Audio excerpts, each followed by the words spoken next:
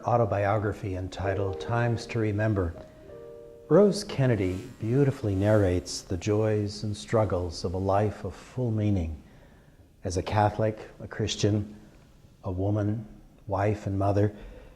She writes with tremendous courage despite sadness and tragedy.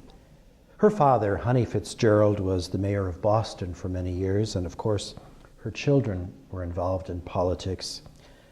The best part of the book, I think, comes at the end, however, where Mrs. Kennedy offers her readers 3 sources of hope. For her, it was first of all a small book of devotions and prayers by Cardinal Newman.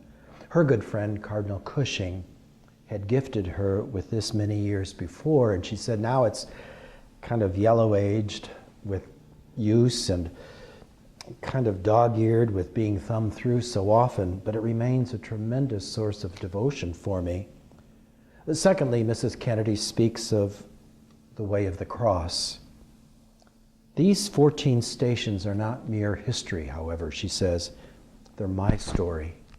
She goes on to explain how when Jesus is stripped of his garments in the 10th station, I too quickly see my son Bobby lying on the kitchen floor of a Los Angeles restaurant, a busboy kneeling over his dying frame, others ripping open his shirt and tie to help oxygen in.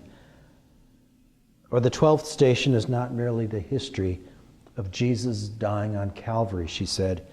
Too readily I see my son Jack and a grassy knoll in Dallas. I know what it's like for Mary to have lost her son. I've lost 3. But she doesn't speak with resentment, but hope. Thirdly, Mrs. Kennedy says the rosary gives her assistance because it's her story. Today's solemnity of the Annunciation of our Lord is our mystery too. We might call the Annunciation a joyful mystery, but we know Mary was young, perhaps an adolescent. She was pregnant, not yet married.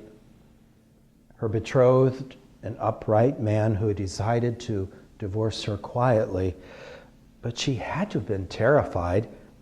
No resources, no means of support, living in a patriarchal culture that would have abandoned her completely. We hear in the gospel Mary's yes to be mother of Christ, even though she couldn't begin to imagine or understand how this was to be. She wasn't in relationship with a man. And Gabriel's reply to her question is rather puzzling. The Spirit, Gabriel said, would overshadow her. Remember when Moses wants to see God face to face? He hears the intensity of God's presence would sear his imagination. He could not tolerate it and live.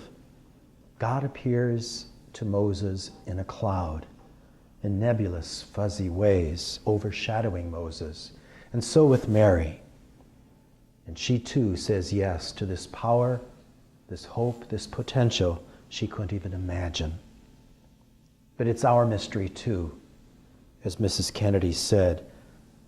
God gives me energy, and now, as I age, the energy diminishes, or the marriage dissolves, or Angel Gabriel's of my time announced to me that a grandchild is coming. Mary's yes is no false humility. Lord, you must mean to call someone else. No, Mary is holy because she receives God's unconditional love. It's her yes.